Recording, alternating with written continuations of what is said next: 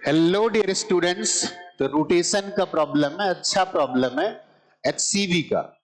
A string is wrapped over the edge of a uniform disk and free end is fixed with the ceiling.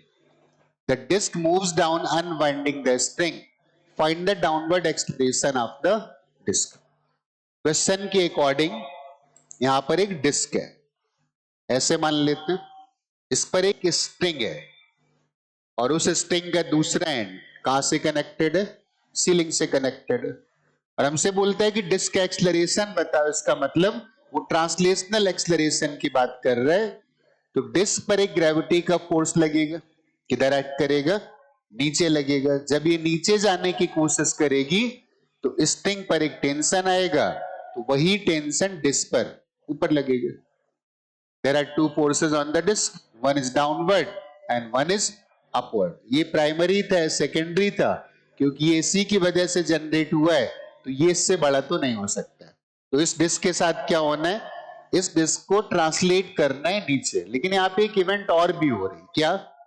अगर disc के centre के about check करोगे ना, तो gravity के force का torque 0 आएगा, लेकिन टेंशन फोर्स का अपना एक टॉर्क एग्जिस्ट करेगा।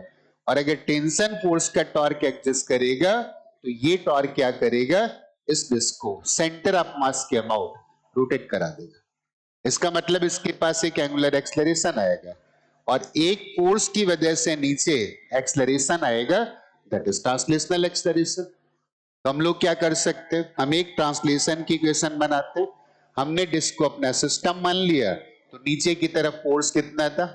mg नीचे था, t ऊपर था, तो नेट डाउनवर्ड फोर्स की value mg minus t and net force can be written as mass into acceleration of centre of mass. और सेंटर ऑफ मास का एक्सलरेशन हमने कितना मान लिया? वो हमने मान लिया a। हमने रोटेशन चेक किया था सेंटर ऑफ मास के अबाउट। तो सेंटर ऑफ मास के अबाउट हमें प्योर रोटेशन दिख रहा है, तो सेंटर ऑफ मास के अबाउट अगर टॉर्क लिखेंगे तो ग्रेविटी के फोर्स का टॉर्क कितना है? 0। और टेंशन फोर्स एक टॉर्क दे रहा है, उस टॉर्क की वैल्यू कितनी? टेंशन फोर्स कितना था? T। फोर्स की लाइन ऑफ एक्शन का परपेंडिकुलर डिस्टेंस r मान लेते हैं, तो टॉर्क की वैल्यू कितनी आ गई? That is T into R. This is the only and total torque acting on the disc, and much important, this torque is acting on the disc about center of the disc.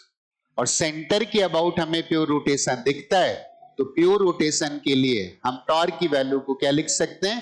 That is I into alpha. Clear? अब एक बात और है कि रस्सी अगर unwind हो रही है ना, इसका मतलब रस्सी यहां पर स्लिप नहीं कर रही है। तो इस जगह पर रस्सी वाला पॉइंट रेस्ट पर है। This point is moving with translational acceleration a, और रोटेशन की वजह से टेंजेंशियल एक्सलरेशन इस पॉइंट के पास आएगा, कितना? r alpha. और चूंकि ये वाला पॉइंट स्ट्रिंग वाले पॉइंट के रिस्पेक्ट में रेस्ट पर है, तो इस पॉइंट का एक्सलरेशन भी कितना आएगा?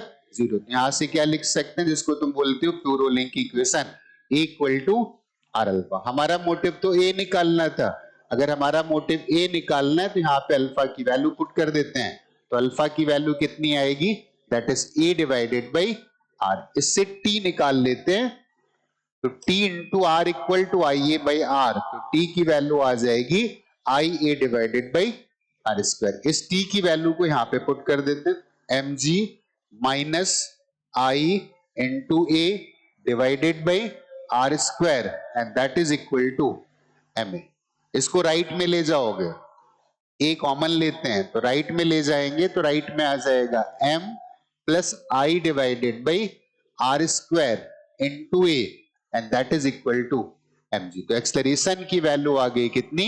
M G divided by M plus I divided by R square. अब डिस्क था तो उसका मोमेंट ऑफ इनर्शिया भी पता है, तो डिस्क का मोमेंट ऑफ इनर्शिया कितना आ जाएगा?